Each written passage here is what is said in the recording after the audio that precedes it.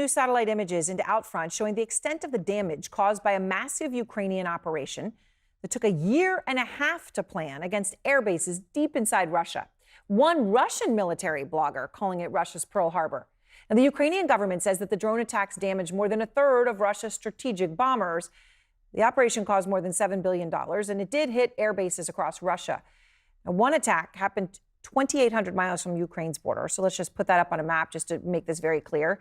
That is closer to Japan than it is to Kyiv. So you're talking about Tokyo, not Kyiv, just to think about what it would take to pull that off. Well, what did it take? The Ukrainian President Zelensky says 117 drones were used and that these drones were covertly smuggled into Russia inside mobile homes that were transported on trucks and then placed near the air bases. A Trump administration official tells CNN, and this is really crucial, the United States was not given a heads up about the operation. That is stunning in and of itself.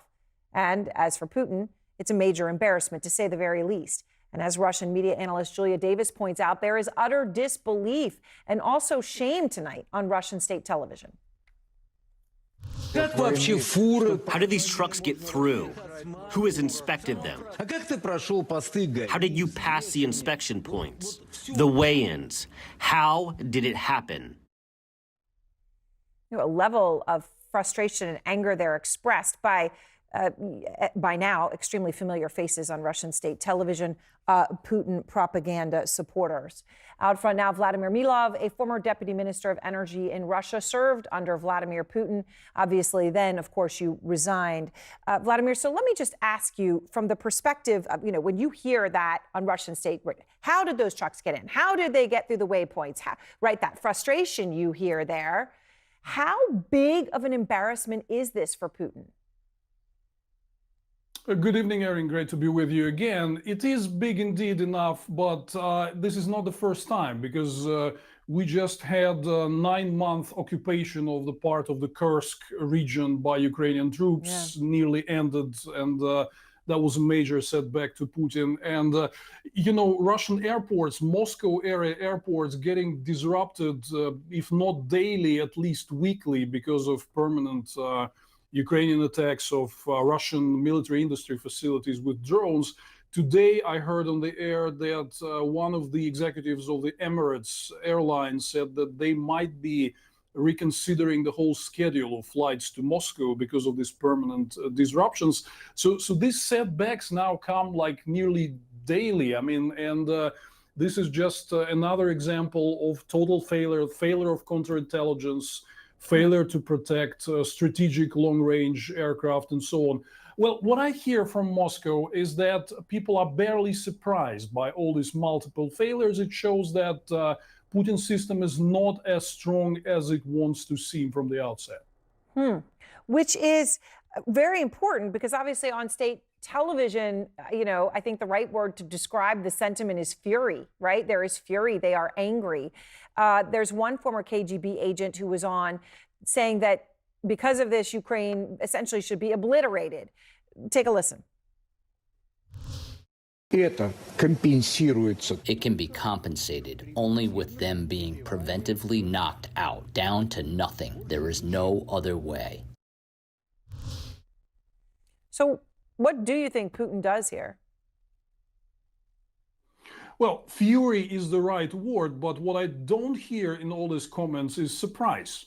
People are really not surprised, because everybody is more or less aware that Putin's system is in a lot of ways dysfunctional. Clearly, Putin would retaliate again with these barbaric bombardments of Ukrainian peaceful cities, as we saw in the past years, months, and weeks. There is no other way to go, because Russia does not have the capacity to, launch a massive military offensive. They don't have enough personnel for it. So he'll probably resort to barbaric bombardments yet again. There are other options, like people talk about potential use of nuclear weapons and so on. I don't think that this is on the table, but again, Putin had shown many times that he's resorting to barbarity and revenge after Ukrainians really do something sensitive to his military. So now to what the Russian military blogger said when he called it Russia's Pearl Harbor. Now, obviously, Pearl Harbor was an unprovoked attack on the United States. This is obviously Ukraine trying to take out the bombers that are bombing Ukraine on a regular basis. So in that sense, it's different. But you're talking about the scale of what happened when he refers to Pearl Harbor, presumably.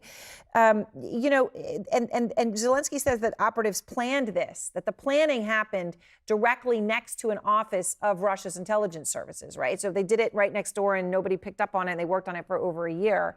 So to the point you made about, Russia, Putin's status inside Russia, does this weaken him domestically? Not immediately, but step by step, brick by brick, because again, when you have so many failures on all fronts, begin with economy or so much promised import substitution, we will soon have no planes to fly on because the Boeings and Airbuses are getting worn out and there is no maintenance because of the sanctions and so on. So all of these things will come together at one point. Probably there will be no immediate consequences after setbacks like this. Yeah. But then again, you see the reaction. People are asking questions, how come? How this is all possible? We thought that we're like this mighty superpower, which at the end of the day have all their strategic bombers unprotected. Is that the superpower we imagined? So sooner or later, I remember, my childhood years in the 80s, when all these questions about the inefficiency of the Soviet government came together at one point, and this became louder and louder in the end. For Glasnost. Vladimir Milov, thank you very much. I appreciate your time. As always, it is good to see you. I know it's late where you are. I want to go now to retired Lieutenant General Ben Hodges. He was the commanding general for the U.S. Army in Europe, also late where you are tonight, General. So how significant do you think these strikes by Ukraine are right now against Putin? Well, of course, the most significant thing immediately is a reduction in Russia's ability to kill innocent Ukrainian citizens. These bombers were how Russia was launching cruise missiles against Ukrainian cities. So immediate reduction in that capability. But then I like how Vladimir just described, the psychological impact on Russia as people begin to realize that they are not invulnerable, and this will put pressure on the Putin regime. So what does it say to you? And I mentioned this right before I brought Vladimir into the conversation. Ukraine did not tell the United States about these strikes, which is hugely significant. And I can't say exactly, did the U.S. never have any inkling? I mean, the planning's been going on for over a year, right? So that would predate Trump even winning the election. So I don't know if the U.S. knew nothing ever about anything even being thought about, but certainly we know they didn't know about these strikes at this time. What does that say to you? Well, it tells me that, of course, Ukrainians do not trust the Trump administration. I mean, they're pretty certain, based on what they've seen happening and coming from the Trump administration, that if they had shared or given a heads up, that this would have been leaked or handed over somehow, if not stopped. And so I think they don't have any trust there.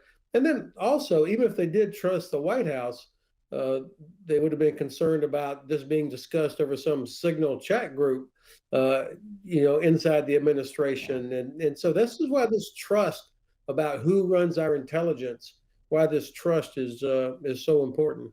So obviously you're joining from Germany tonight, and you were the commanding general for the U.S. Army in Europe. So I know that you know what it means when the German defense chief goes on television, as he did today with the BBC, and talked about the possibility of Putin attacking a member of NATO perhaps soon. Here's what he said. I think it's a very serious threat. If you ask me now, is this a guarantee that's not earlier than 2029? I would say no, it's not. So we must be able to fight tonight. Must be able to fight tonight, and that an attack of Putin on NATO could come in the next few years. Do you think that's realistic? Well, of course, what General Breuer is trying to do is help change the culture inside Germany and the German Bundeswehr about what we in the U.S. military call readiness, of preparation to be ready to fight tonight, having your trained, your equipment works, all of that. and General Breuer is leading that effort. But he also is repeating what the British defense minister has said and other European leaders talking about almost the inevitability that Russia plans to attack a NATO country, not in the way that they've attacked Ukraine, but certainly they're going to test NATO, especially if they think that the U.S. is not going to be a reliable ally. Can the alliance respond to an attack of some sort? Because Russia's objective has always been to put a wedge between Europe and the United States and to break apart the alliance. General Hodges, thank you so much. I appreciate your time tonight.